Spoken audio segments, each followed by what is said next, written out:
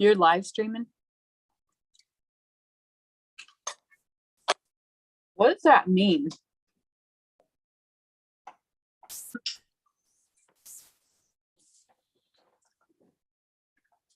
Mr. Holsapple.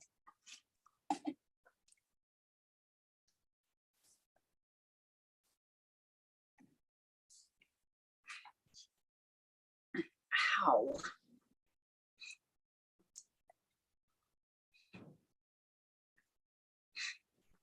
All right. Get this party started. Shalom, shalom. All right. We are going to go over Exodus part 2. What do we need to do? What shall we do? And what's going to happen? We may not be able to answer every question, but we're going to go through and let's see what the scriptures say. So, I believe Shane's supposed to be coming in here in a minute as well. Jeremiah 31, 7 through 11. For thus saith Yahweh, saying with gladness for Jacob, and shout among the chief of the nations, proclaim, give praise, and say, O Yahweh, save your people, the remnant of Israel. Behold, I will bring them from the north country. Now, this is what's going to happen, right? So this is a prophecy of Exodus. A lot of people say, well, what's this got to do with anything? But it's got a lot to do with everything because it's talking about the second Exodus. Shalom and welcome. We're going to go over the second Exodus, part 2, and prove it in scriptures. Behold, I will bring them from the north country and gather them from the ends of the earth. Another, one of those good old four corners things. Four corners don't have a circle. But anyway, and gather them from the ends of the earth, among them the blind and the lame, the women with a child, and the one who labors with their child together. So this is talking about all the people all across the earth, if you will, that he's going to bring even the blind and the lame. A lot of people think that there's only the super righteous, if you will. You know, it's kind of like an elite thinking that only this elite are going to be able to make it. But this is speaking that the blind, the lame, the woman, the child, even the one that labors with a child are going to be a part of this, right? So this is what we see the scriptures saying, and that's what matters. The one who labors with a child are together. A great throng shall return there. They shall come with weeping and with supplications. I will lead them. So who's going to lead them? The Creator himself, right? Now, knowing what happened in the first Exodus, if we can take a little page of the first Exodus, they can probably get a little bit of what's going to be in the second Exodus, right? So if we know that he led with the fire, it ain't going to be particularly what happened there, but we get the concept. A pillar of fire, a cloud, however that he wants to lead us is the way he's going to do it. Now, there's also been prophecy of men and men leaders. And this is why I think that we are being called today to come back to the Torah, come back to the old style, because truly if we don't, how would it, we just got to put ourselves, if Moses, instead of being Moses, right? Instead of being Moshe, what if a man come and said, come and follow me? Are we going to be obedient and listen? Or would we tell Moses, hey, Moses, I can read my Bible. Okay. So I don't believe would we be the same as some of them was there? And realize they didn't all have to follow Moses, right? They didn't have to follow him. They could have said, hey, I'm with the Egyptians. I'm staying with them guys. So we can be, hey, I'm a United States citizen. Hey, I'm an American. Hey, I'm from the Philippines. Whatever we want to throw in there, we have to understand the concept of what we think today as what is really going to happen here, right? Now they shall come with weeping, and with supplications I will lead them. I will cause them to walk by the rivers of the waters in a straight way in which they shall not stumble. Now here it's talking by the rivers and the waters. Why, oh, why would we need to walk by the rivers and waters? Because if you have animals, if you have things, then of course you're going to need to drink. We're going to need to drink. The animals are going to need to drink. There's different estimates, but there was in the millions of people. They think about 500,000 people in the first Exodus. And in today's terms, 7 billion people.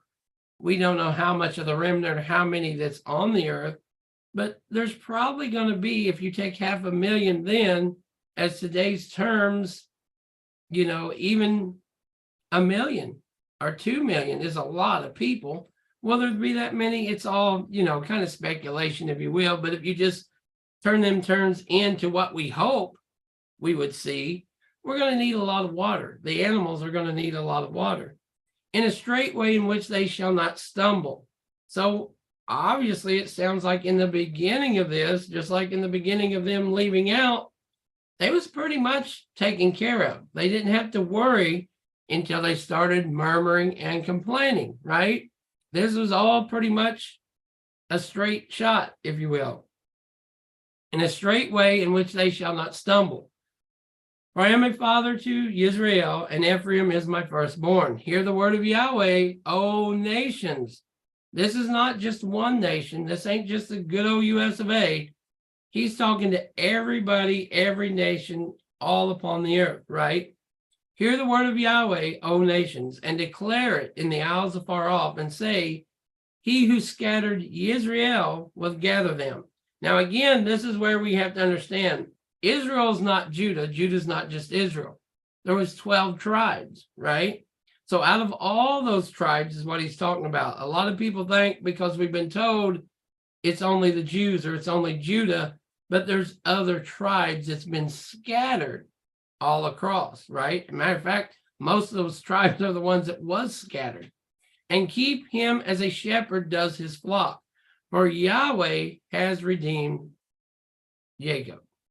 So he's not saying, Biden or Putin or, he's not putting men in here of the nations. He's saying Yahweh himself will do this. So I think we kind of keep looking for some men to do this or some of them, but I think we know that they are not righteous. They can say, even if they call themselves a Christian or whatever they say that they are, we can pretty much say with the laws that they're letting get by and what they're taught, even their talk, their speech, that's not righteous talk. And I'm not trying to be, one side or the other. I'm just saying that in King David's time, in Moshe's time, in these times, I think we get a clear-cut view of what Yahweh accepted as his leader or not. And, he even told David not to even build the temple because of the blood. Obviously, he was a warrior. He was a fighter. He just wasn't the one to do it. But he got everything together. Let's go on. And ransomed him from the hand of one stranger than he.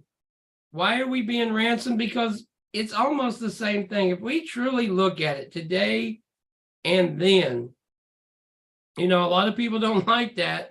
But really, we're slaves to whatever nation or country that you're a part of. If you don't believe that, try to leave China without it. Try to leave the United States and enter a country without a passport or an American government ID, right? As soldiers, that was your passport, your ID. So, but it's still a government ID. So you're still have somebody over here that's saying you can come and go. Make sense? This is why Yahweh has to ransom us because, who else can? These people are fighting and complaining and murmuring and doing everything but what they should be doing. It shall come to pass in that day that Yahweh shall set his hand again the second time to recover the remnant of his people who are left. These are the remnant. He's at this time, I believe probably the mark of the beast has taken place. At this time, it's probably the end game, if you will. If you ain't saved, if you ain't in the boat by this time, guess what, Noah? we sailed off, right? I mean, if you ain't a part of the crew by this time, you're probably not going to be a part of the crew. And that's why I believe today is the day of salvation. Today is the day to get this down and understand what's going on, because, if we can't do it now, when it comes to trusting, in Yahweh, and even through a man, and somebody prophesied, I didn't, but somebody prophesied over me and said, I'm going to lead people in Exodus. Now, that's not my prophecy. So if it doesn't happen, it's not me saying it, right? But somebody has prophesied that. Will it happen? I don't know. I'm not going to, I can't really yay or nay other than Yahweh's will be done. But with all that being said, if that's going to happen, I have to prepare myself, and I have to know what I need to know. But I also have to know if I turn to a family member, so-called, or whatever, and I say, hey, look, we need to do this, and they say no, then it's kind of a no moment. I hate to say that. But if you don't prepare for it now, what can we do? Or can I, if there's lives at stake, just like being a soldier, I think a lot of this plays into that if there's life at stake, how many lives can you lose because somebody don't want to listen? How many lives is it going to cost because you're trying to pull, grandma in a little red wagon? I mean, it's like she's going to throw her false teeth and trip you and hurt you because, we joke, but, there's no room for error, really. And if we see what happened to Moshe, I think it's sad. Those people provoked him so bad that he hit the rock, and he shouldn't have, but he got provoked. And he was the humblest of all of them. That's the scripture. He was the humblest of all of them. And he got provoked so bad that he did something that he shouldn't have done. And for that, he couldn't go into the land. This is how adequate that Yahweh is. This is how much, the line sets, whether we like it or not, whether we want to believe it or not. But Moshe did not live to step on that property, if you will. And, that says a lot, because he trusted in Yahweh. He got the commandments from Yahweh. He had to listen to the murmur, the complaining, and the whining, and the rebellion of building a golden calf, go back and get commandments again. And then he's got to write them because of their mistakes. I think it shows that will wear you down, just like it says in the end times that you need to hold on because your love will wax cold if you're not careful, right? So with all that, let's go on. It shall come to pass in that day that Yahweh shall set his hand again the second time to recover the remnant of his people who are left. And it's almost sad that he has to do this again. Why did we not learn the first time? To me, this is a reoccurring human flesh lifestyle. We're always doing things and we know better, and then we do them again, and then we do them again. It's just kind of like what we inherited, I think. It's kind of when that sin came in, I don't think we realized how much just one think about it. Now, this was a garden. One disobeyed, just one time that they talked with the enemy, one time that they went and did. And both of them did it. It ain't like we can sit here and complain and Adam or Eve or this, but they both did it. So they both were just as wrong. But just one thing that we know, that we see that they broke. And then we come to Moshe. And again, as far as we know, that's the only thing he really done wrong. And this guy stuck his hand and pulled out a leprous hand now. You don't think he knew Yahweh. You don't think that he trusted in Yahweh. And that's before he even started this journey, right? So it tells us of where these people are going to come from. And if you do a little research, you can, some of this just stands out. We know what it is. But from Assyria to Egypt, I think we all pretty much know there. Pathros to Cush. Cush is Africa. From Elam to Shinar. So we see of where these people are going to come from.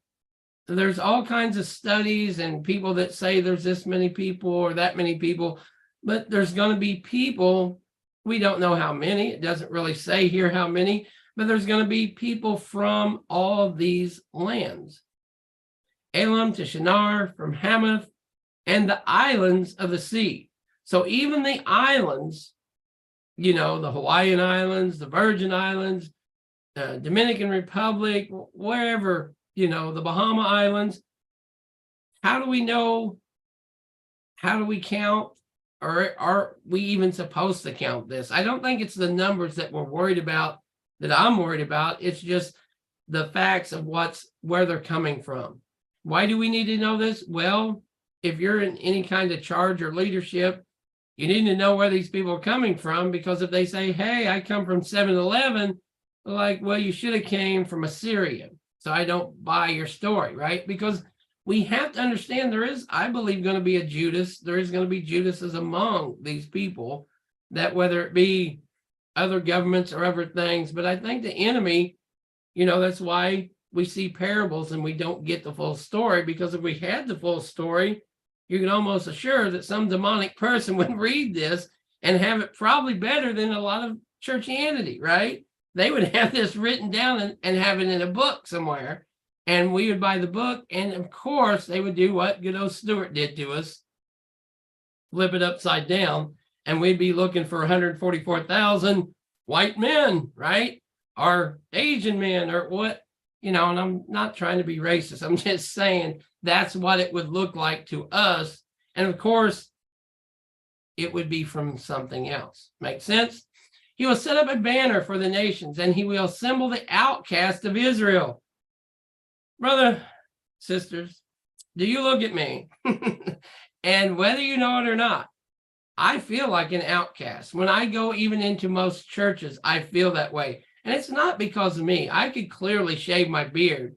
And, a brother here that knows me, to not have hair, not have a beard, to look like the world, be pretty easy, right? It'd be the easier for me than to wear this. You ever put on a seatbelt? You ever do things and have all this? I do this because the scriptures say to do this. But we should identify, and we should know, unless somebody's a new convert, right? Unless somebody's a new convert, it's like, hey, you're 90 years old. Where's the beard? Right? I mean, we got to use our noggin. We can't keep Judas from being Judas, right? We just can't stop that. Judas is Judas, and he's going to be Judas. But we can kind of get the hint. Yeshua, it wasn't a surprise, right? He said, the one who dips with me he knew who it was. And we may have to know who it was, but we might be better identifying those people, because we don't want to send Judas to go spy out the land and come back and say, oh my gosh, it's a big river and it's 3 foot deep and we can't cross it, because now everybody has to pay because of Judas and his unbelief. Just throwing it in there. He will set up a banner for the nations, and will assemble the outcast of Israel, and will gather together the dispersed of Yehuda from the 4 corners of the earth. Again, I hate to keep it's right there though. 4 corners don't make a okay. Now it shall come to pass in the latter days that the mountain of Yahweh's house shall be established on the top of the mountains. Now, no powers that be can stop this, because it's written, right? It's just like those tablets. It's written.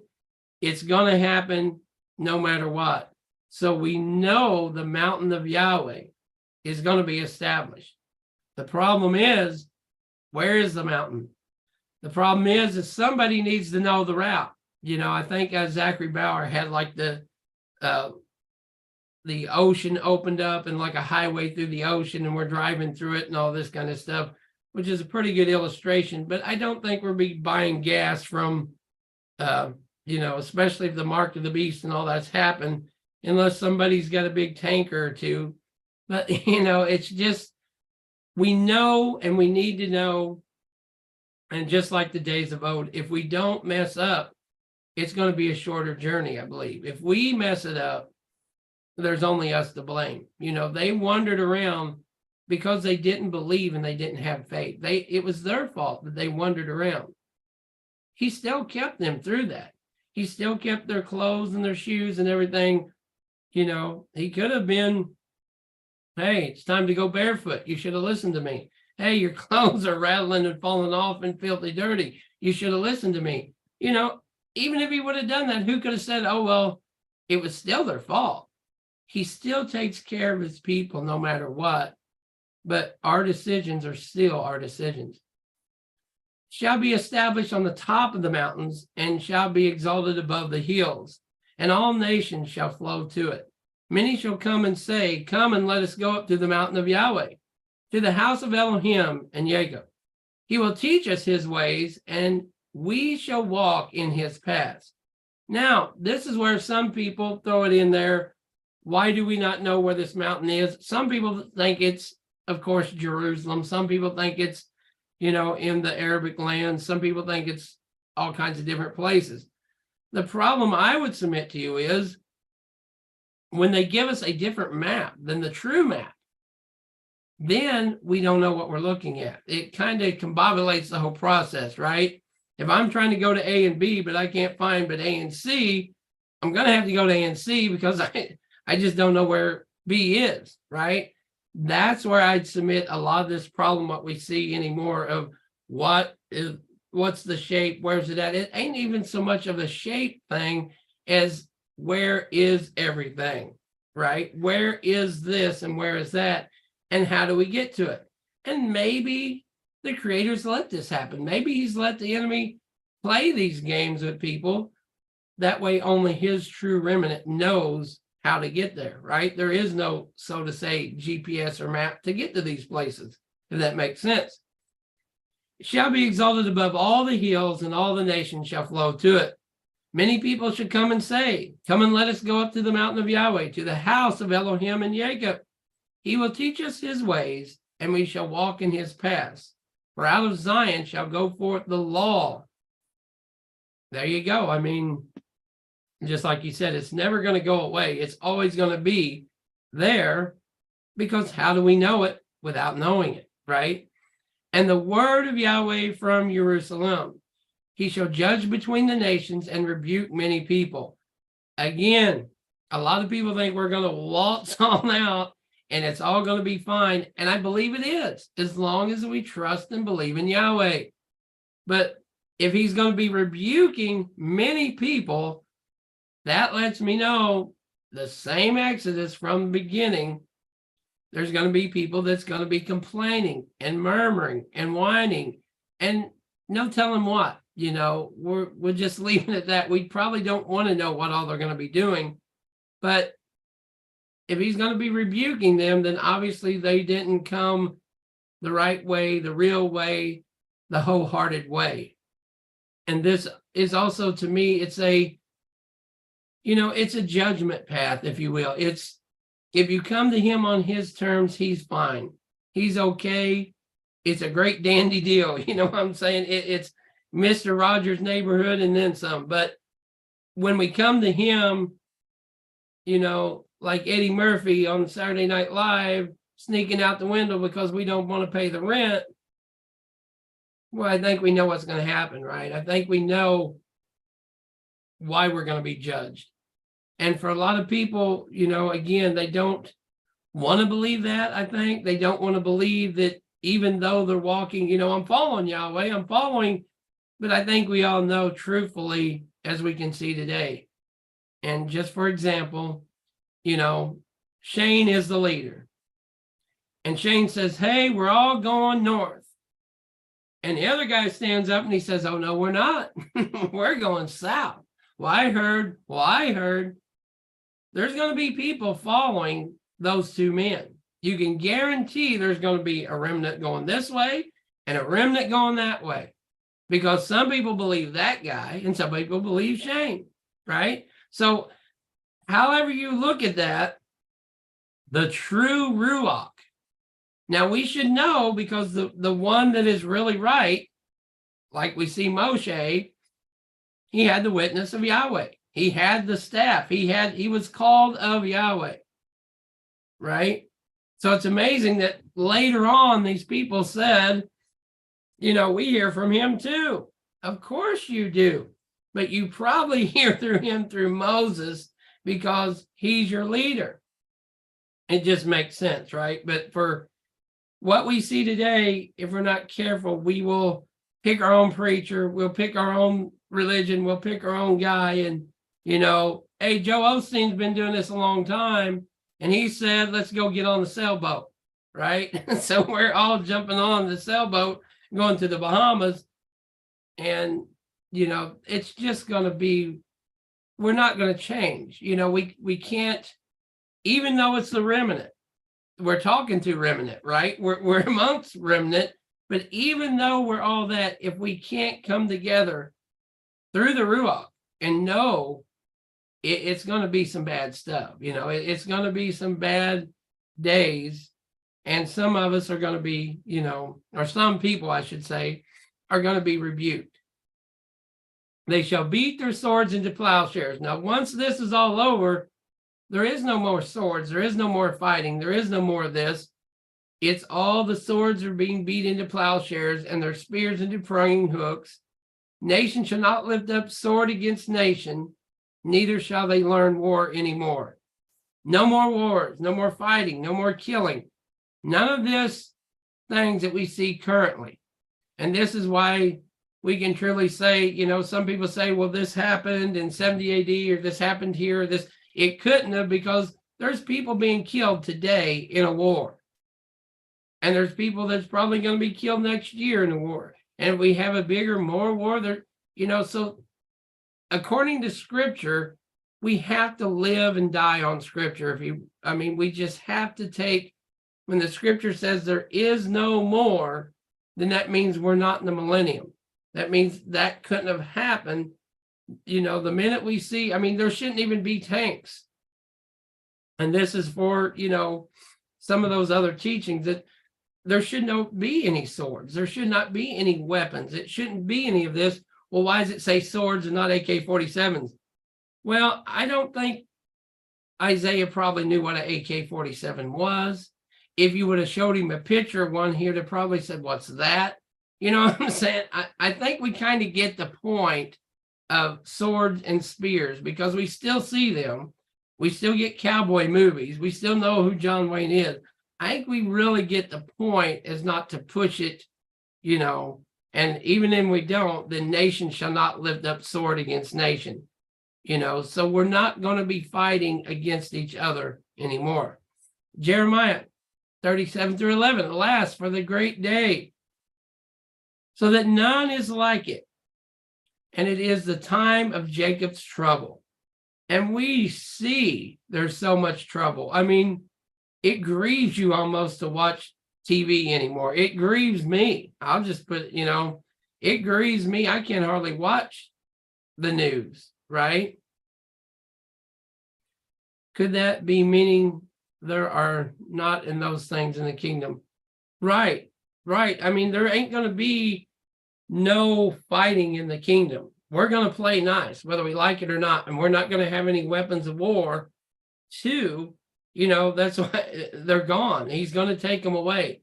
Whether you want to be a bad child or not, you ain't getting it, right? You ain't getting nothing to hurt your brother with. You ain't getting nothing to tempt your sister. You're not, he's just going to take them away. And that way in his kingdom, there ain't going to be any worried about that, right? That, there's so much that we're going to see. And we, a lot of times, just like we've seen the last few years, that we probably seen it differently biblically through our own minds, but how we've seen things play out and what we see happening. But they're kind of telling us, the banks are closing, they're going to close. It's basically going to one world order, which goes into one world bank, which goes into the mark of the beast. But you can't have the mark of the beast without one, it's hard to tell people you can't buy, sell, or trade, and I can go to another place and buy, sell, or trade. So it all, funnels, if you will, into one place. You can't control everything and everybody if it isn't what they're trying to put together. So I would submit to you, everything they're trying to do is just forcing this closer, if you will. It's on Yahweh's timing. We don't have the, the exact dates and the exact times, but I would submit to you, it's probably, most likely, going to be on a feast day. All of this is probably going to kick off on a Passover, on an atonement, on the same thing. Yahweh doesn't change. So this all started on Passover, right? Let my people come out and have a feast unto me. It all was about Passover and keeping a feast unto Yahweh. Could it possibly be that the beast system is going to take it up a notch and say anybody caught doing the feast, anybody caught doing Passover, if you do Passover, I'm just throwing this in there, the beast system says not only can you buy, sell, or trade without the mark of the beast, on this Passover, if you celebrate Passover, we're going to kill you. We're going to kill your firstborn. We're going to kill your babies. Is that why that's in there about babies? Is that why that's in there? Just submitting it. If we look at the past and what happened, and the enemy has this information, what would the enemy always been trying to do? Duplicate, replicate, redo the whole story. Right? Why was he trying to kill Yeshua? Why did he try to kill Moshe? So we see right there that it could be the same, right? If all that happens, then we might be really persecuted and really hunted. And that's why we have to leave in the second Exodus. So, but he shall be saved out of it, for it shall come to pass in that day, says Yahweh of hosts, that I will break his yoke from your neck, and I will burst your bonds. Foreigners shall no more enslave them, but they shall serve Yahweh their Elohim, and David their king, whom I will raise up for them. Therefore do not fear, O my servant Jacob, says Yahweh, nor be dismayed, O Israel. So he's telling us he's got this. I don't know how many people, for a better word, will lose their religion at this point. How many, it's easy to say, I'm a believer. It's easy to say that you believe, or to sing a song and, I believe God. Yeah, I hear you. But when you're in the hospital, or you're, somebody's got a gun to your head, or they're saying, hey, we're going to chop your head off come 5 a.m. in the morning. If you just renounce your religion, we won't chop your head off. When it comes to that, do you really believe? Do you really know what is being said here, right? Because a lot of people don't. A lot of people, when this comes about, they're doom and gloom. They don't have a clue there's going to be a second Exodus. If you told them, hey, don't worry about it in the morning, we're going to get out of here, they're going to go and deny everything and then put you on a stake, right?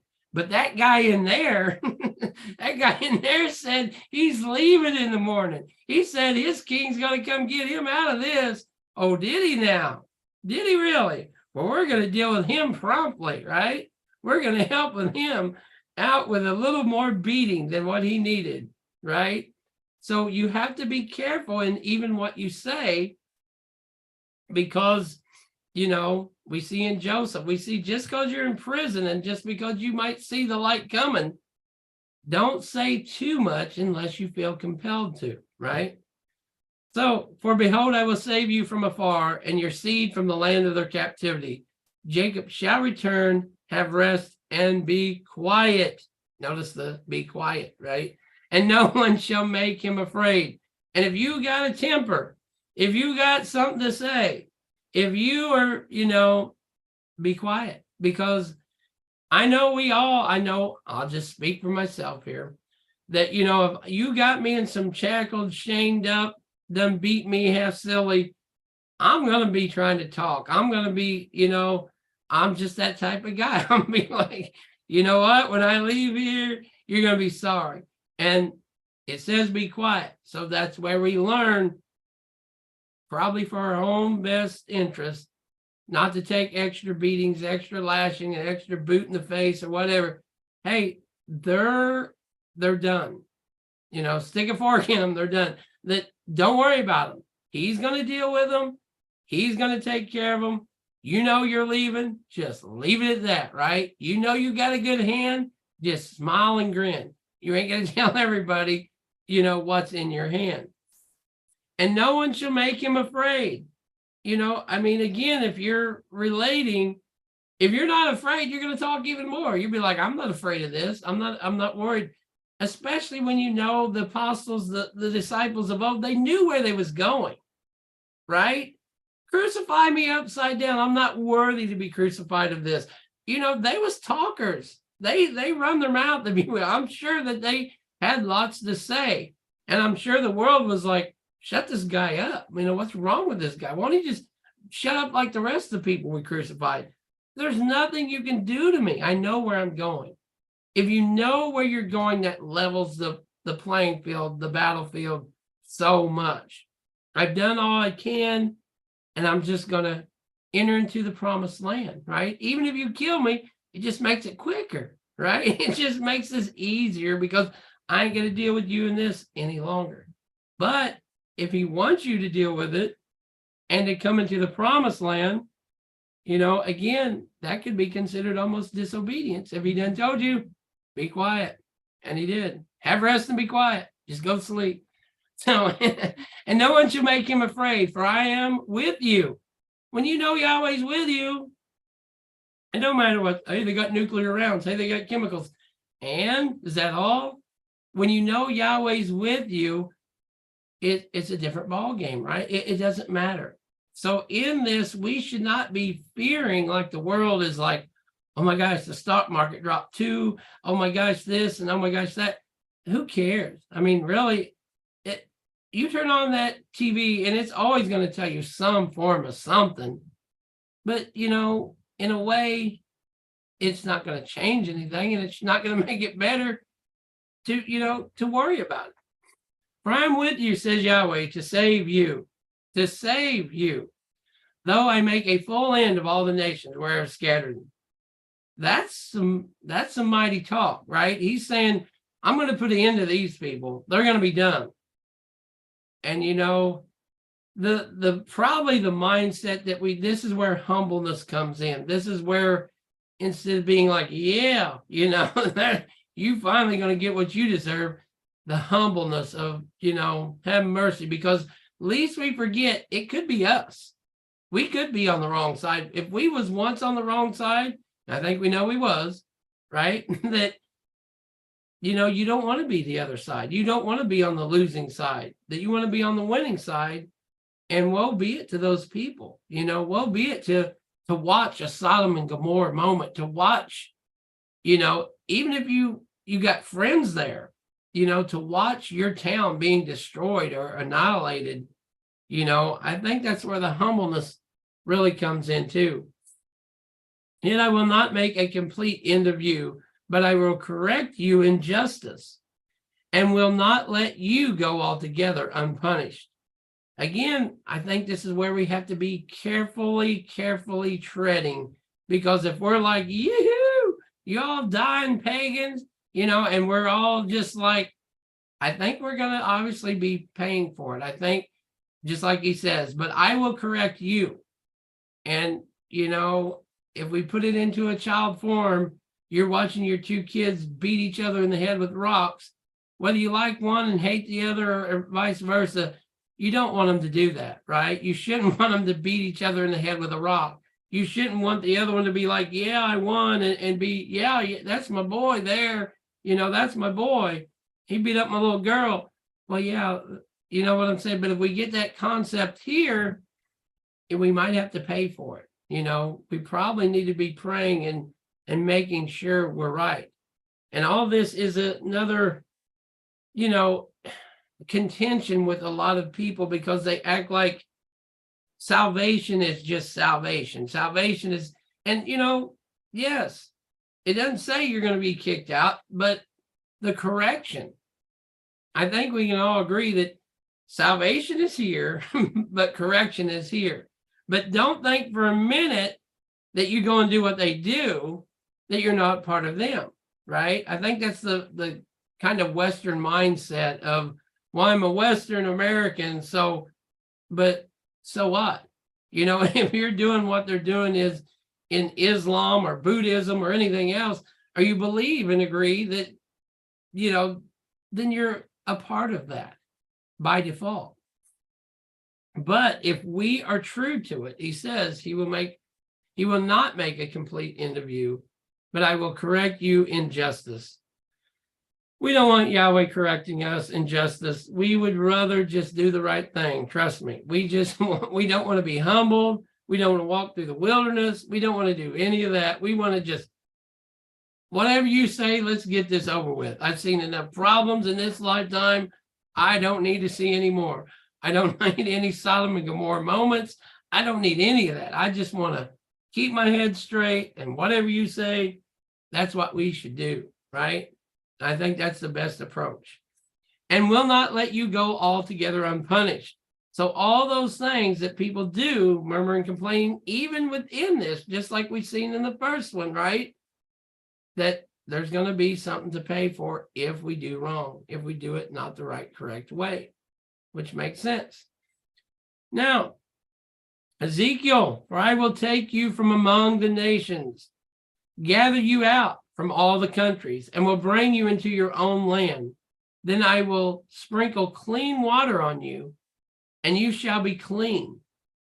If you know of the cleanliness and uncleanliness laws, right? This is all Old Testament, same today, yesterday, forever.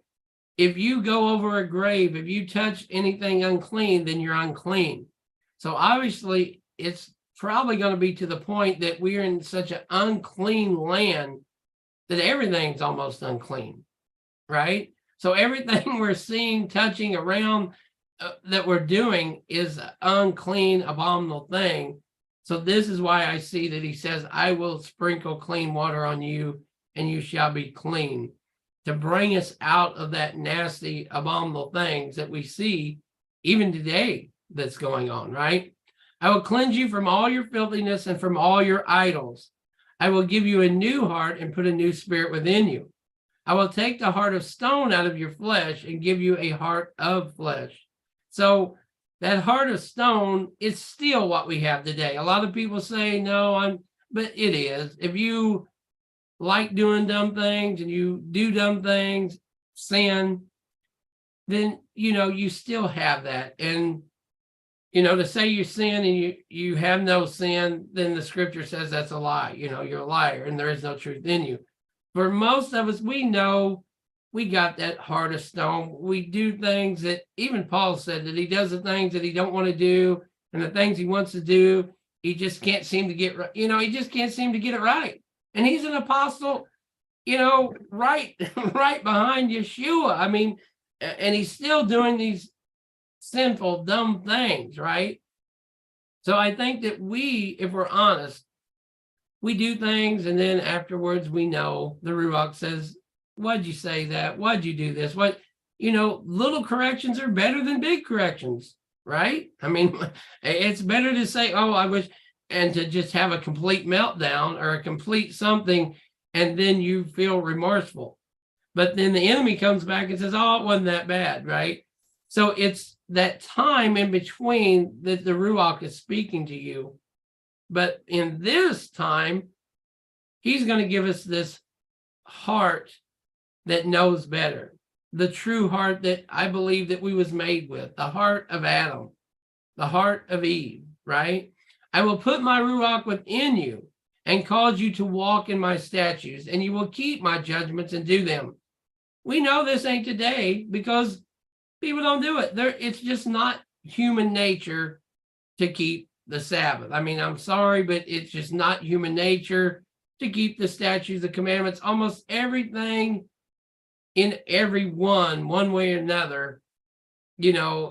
If you ain't adjusting to the Sabbath, if you ain't adjusted to the commandments, if you don't want to, everything about our flesh says, I ain't gotta, right? It's like a little child. I just ain't gotta.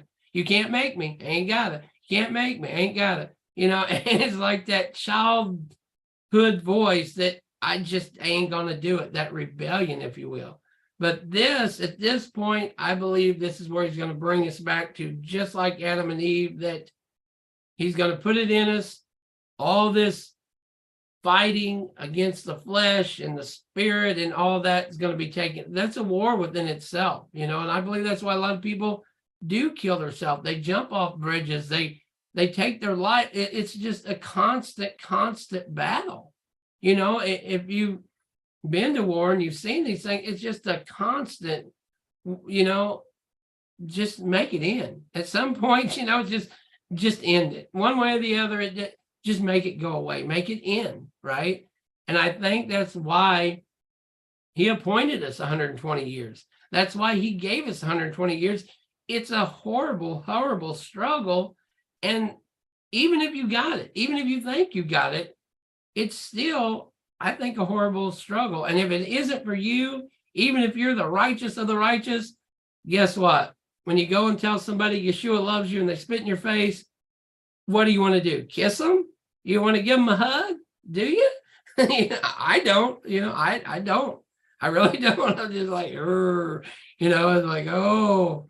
But, all that works right into this, right into knowing what is coming and what we're going to be, but what we're dealing with as well.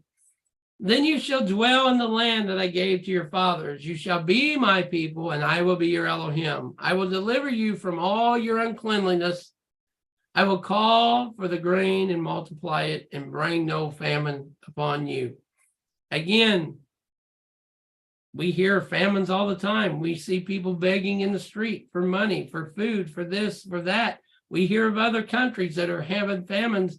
And if we're not careful, probably anytime soon here, whether it's a man-made or a Yahweh-made one, we're probably going to see famines. If we don't repent, if we don't start calling upon Yahweh, if we keep letting the current be the current, is what I'll put it, right? If we just keep on our same abominable path with our abominable people that call themselves leaders, then we pretty much know, that toot is heading out. And how that becomes is, what it becomes. But we have to know, if we know Yahweh, if we're living for Yahweh, that we see these things coming. The watchman sees and he alarms people. The watchman is supposed to tell people. That's the whole point of the watchman. Hey, guess what's happening over here? Now, if they don't get up, if they don't wake up and they run in the camp and get slaughtered, hey, I warned y'all. I told you.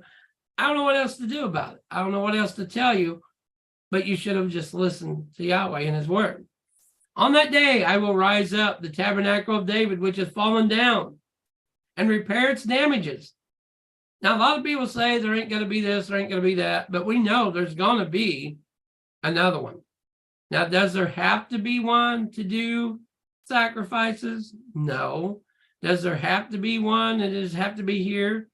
No, I don't think the scriptures say there has to happen for all this.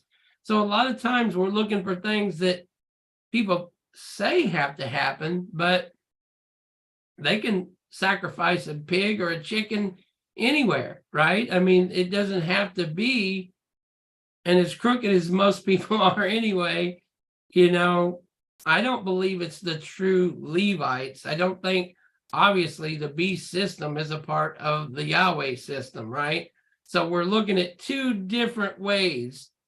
And what I see coming in is the beast system. It's not Yahweh and his priests or his Levites or his Cohen, right?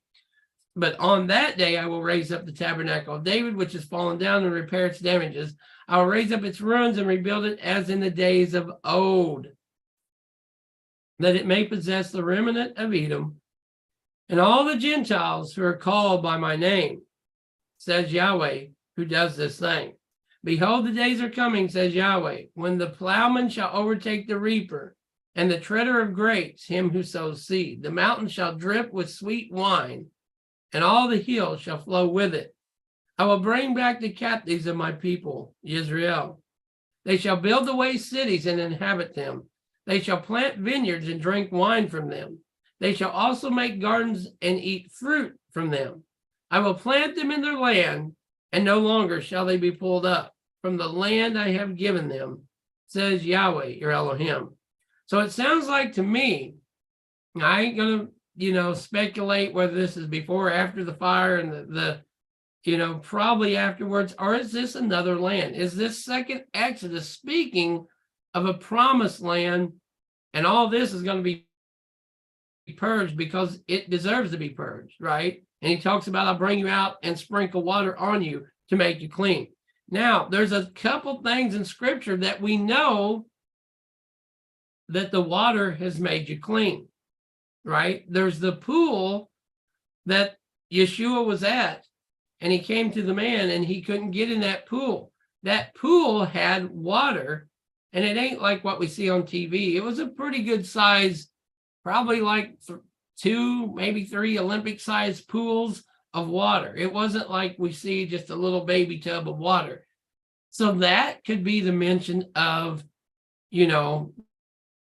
that pool. That water is clean. It obviously cleansed people and healed people. Or there's mention of, in other books, I think it's Adam and Eve, of a river and a place of where if they went and cleansed themselves, that they was pure and clean. And it was a purity river, a place that they would go and clean. And it even talks of, that they would be white. They would be clean and white if they bathed in this.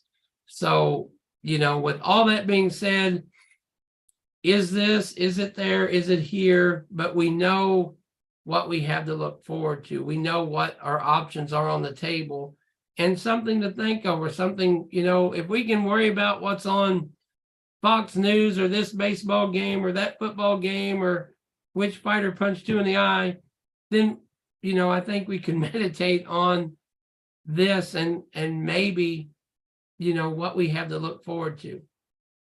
And it shall come to pass in that day that Yahweh will thresh from the channel of the river of the brook of Egypt, and you will be gathered one by one, O you children of Israel.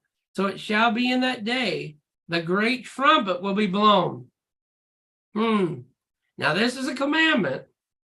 Now somebody please explain to me on what day a trumpet is commanded to be blown, and do you think that this is the day that he's speaking of? I would say yes. I would say this is the day of trumpets. This is the 7th month, the first day of the month, which is known as the Feast of Trumpets, or the trumpets, right? They will come who are about to perish in the land of Assyria. They're not having a good time in Assyria, folks. So all these wars, rumors of wars, problems, this, that, and the other, obviously when the scripture says they are about to perish, that they will be glad to come out. And they who are outcast in the land of Egypt. Again, if you've seen Egypt, you've seen the Egyptians, what they wear, what they put in their hair, everything that they do mostly is against what the scriptures say to do. But obviously there's still a remnant there. And shall worship Yahweh in the holy mount at Jerusalem. We'll do one more, maybe 2 more, and then we'll go to questions, answers, and see what happens. Therefore, behold, the days are coming, says Yahweh, that it shall no more be said, Yahweh lives, who brought up the children of Israel from the land of Egypt. Now, this is where a telltale of why we are talking what we're talking about, because it specifically says so. Therefore, behold, the days are coming, says Yahweh, that it shall no more be said, Yahweh lives, who brought up the children of Israel from the land of Egypt. That's gone. That's history, folks. We ain't talking about that. Shelf it. We're done with that story. Now we want to talk about Yahweh lives, who brought up the children of Israel from the land of the north and from the lands where he had driven them, for I will bring them back into their land, which I gave to their fathers. That's biblical. That's To me, that's amazing. We're not going to talk about Moshe and what they did. Now we're going to talk about what Yahweh did with his remnant, with the second Exodus, the greater Exodus, the one that's greater than what they did. Now, if you look at what they did, you look at the Red Sea being parted. Almost everybody, people don't believe the Bible, know the Red Sea. They'll debate on how deep it was, with this, that, and the other, but they know the story, right? Almost everybody knows the Mosaic Moses law, which is Yahweh's law, but they call it the Mosaic law. And, there's all kinds of different covenants there, 5 to 7 different covenants. But anyway, this is tremendous that it's saying that's shelved. From this point on, we're not going to talk about Moses and what Yahweh did with them, which leads me to believe this is going to be some awesome happening. It's going to be, and not to try to put anything in there that isn't, but we can see the weapons of war today. We can see what's happening. We can see the scared, fearsome, warmongering people. And for them to say that they're about depleted in Assyria, they're about done in Cush, they're about done here, but I'm going to save them and bring them out. Does he bring them out and then he destroys them, or do they destroy each other? Or, this is going to be a worldwide talking, happening thing, I believe. This is a CNN front page news story that's not just then, but it's going to be the next big deal, right? That's a lot for the scriptures to say that. I think that's a big, big deal, right? We'll close out with this. And behold, the days are coming, says Yahweh, when I will make a new covenant with the house of Israel and with the house of Judah, not according to the covenant that I made with their fathers. This is the disconnect. This is what a lot of people say they're a part of today, but you can't be a part of it today because it hasn't happened. You haven't went through Exodus. You haven't done this, right? So this is where a lot of the disconnect that people say and proclaim this, but this is a prophecy yet to be fulfilled. The days that are coming, says Yahweh, that I will make a new covenant with the house of Israel and with the house of Judah, not according to the covenant that I made with their fathers in the day that I took them by the hand to lead them out of the land of Egypt. So it's specifically saying this is Moses, Sinai, it's specifically saying this is their covenant. And we haven't done away with that covenant because who can do away with that covenant? No one, until Yahweh makes the second Exodus. Make sense? Hope so. Not according to the covenant that I made with their fathers in the day that I took them by the hand to lead them out of the land of Egypt. My covenant, which they broke, though I was a husband to them, says Yahweh, but this is a covenant that I will make with the house of Israel after those days, says Yahweh.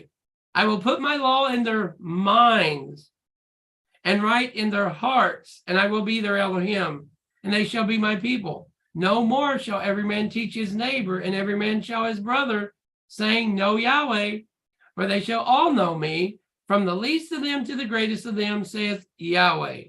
For I will forgive their iniquity and their sin, I will remember no more. So right here is that disconnect of churchianity, new covenant, new covenant, new covenant, because it specifically says that covenant was Exodus, part 1. Exodus part 2 is when he will make this new covenant. And the proof is, just like it says, right? We're still teaching. Nobody should be on YouTube teaching. If you're in a new covenant, then there should be no more teachers, because we all should know Yahweh, and Yahweh is our teacher. So this is after that second Exodus, and that's how powerful it's going to be, that he's going to teach us his law, his way, and even our neighbors, right? There just ain't no more, who better can teach us than the Creator? Who better can we listen to than Creator? There ain't no more, my calendar's right, yours is wrong. My this and that. There ain't no more of that. Yahweh says, and that's the end of this story, right? Know Yahweh. We ain't even going to say that. hey, do you know? Yeah, he's right there. Hey, do you know? Yeah. If I wanted to know him, I'm not going to ask you. I'm going to go ask him, right? I don't bother yourself, right? Plus, he said he's going to put it in our what? The law is going to be a part of us. Just like I believe the law was a part of Adam. I think a part of Adam and Eve in the perfection in Yahweh doesn't change, right? What changed from the beginning to the ending of this story? Sin, lying, cheating, warmongering, men trying to be like the Most High, Lucifer trying to be like, all this is just demonic toys. I would submit to you that from the beginning to the ending, Yahweh's going to get his way. He's going to have pure man and woman that love him and want to keep his will and keep his word. That through all this and through this, we're going to see exactly what he wanted from the beginning. And he's going to get his way. You know, I mean, if we're hard-headed and made that way, I'm going to get my way. I'm going to do what I want. You don't think he is? You don't think he made Adam and Eve and you don't think he's going to have a remnant? He's always had one. He said he's always going to have one. Once he puts that in our heart and our minds, it's game over. The flesh has no more, we know it. There ain't no more, just like it says, there ain't no more teaching. There ain't no more, do you know him? We all know him. From the least to the greatest, right? And he says he will forgive our iniquity and their sin will be remembered. We ain't got to worry about sins no more. We ain't got to worry about these things. We ain't got to worry about all this because why? Right? Because it's all there for us. So the whole point in being that when this Exodus comes, we don't need to be worried. We don't need to be upset. We don't need to be persecuting each other. We don't need to be hurting each other. That we're looking for the end game. We're looking for, well done, thou good and faithful, right? And I think it truly shows that the same thing, you know, will we go back to the garden? Is it going to be a lot of speculation, a lot of things we can dig up? There's a lot of Enoch, Adam and Eve. There's all kinds of books that we can kind of put this puzzle piece together a little bit better. But for time and everything else, the whole point is that this second Exodus, it's going to happen, you know, and it's going to be greater, obviously, than the first one. It's just the point of we're going to have to stay true with what it says. It's the same thing whether it happens tomorrow or 10 years or 20 years or whenever. It's the same thing that we stay true to Yahweh and we just, you know, we stay with him and what he says and we live and do what he says.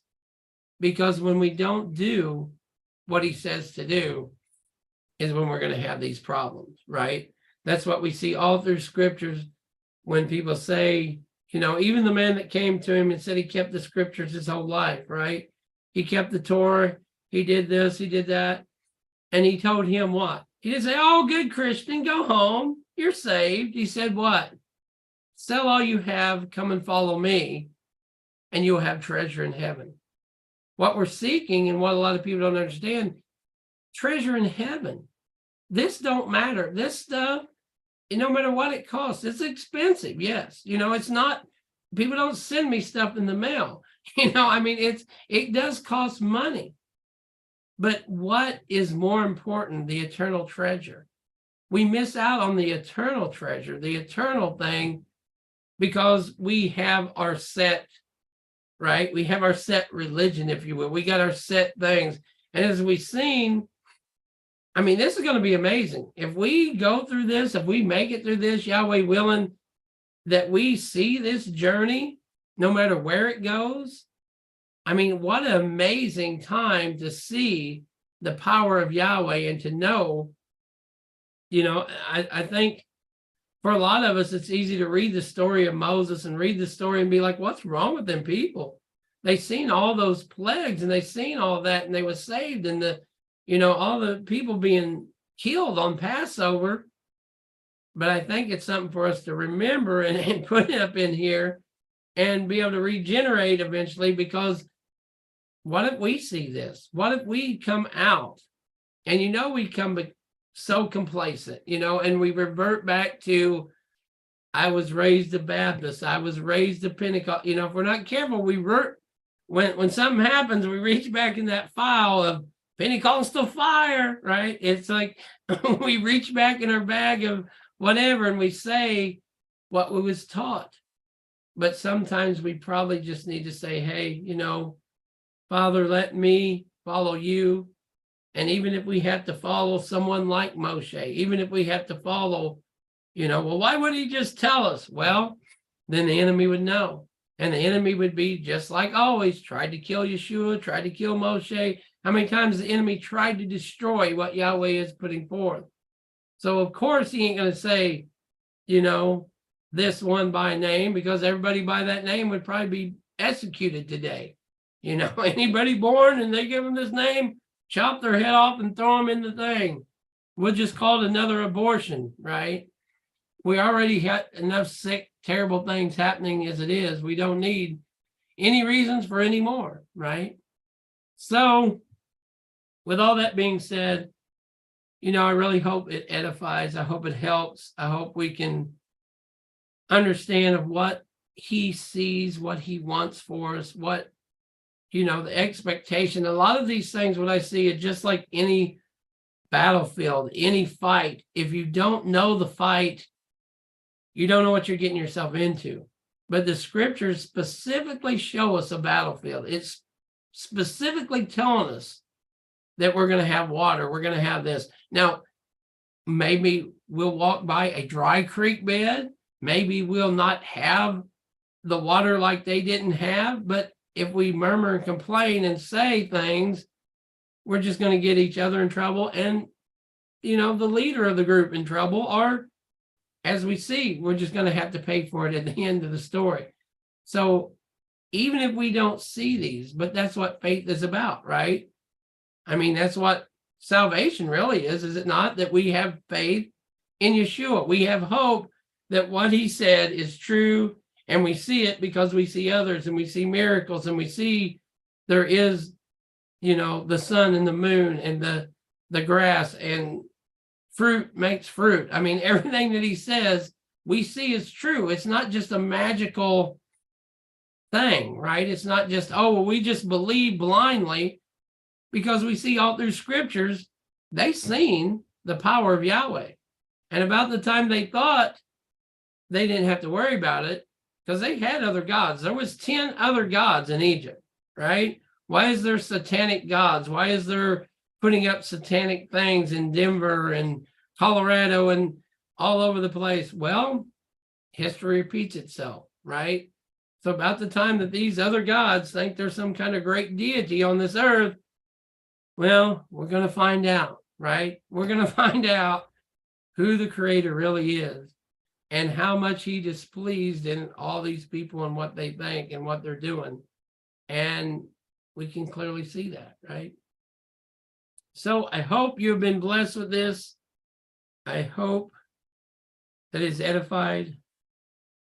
And we're going to shut it off the YouTube here in just a second.